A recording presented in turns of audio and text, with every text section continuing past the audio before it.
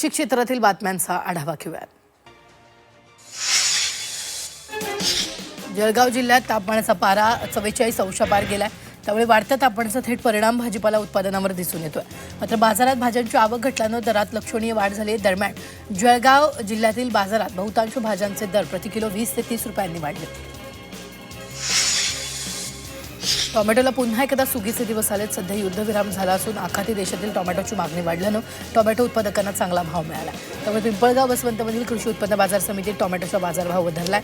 20 किलोच्या टोमॅटोच्या कॅरेटला 400 ते 500 रुपये दर मिळत असल्यानं टोमॅटो उत्पादकांना पुन्हा अच्छे दिन आले।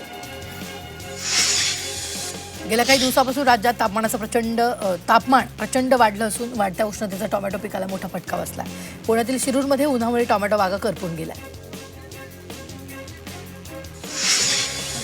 मे महिन्यासाठी साखरेचा कोटा अपुरा असल्यानं दरात वाढ झाली आहे। घाऊक बाजारात साखर 4000 ते 4100 रुपये प्रति क्विंटलवर पोहोचली आहे। उष्णता आणि लग्नसराईमुळे मागणी वाढणार असून पुढील काळात दर आणखी वाढण्याची शक्यता आहे।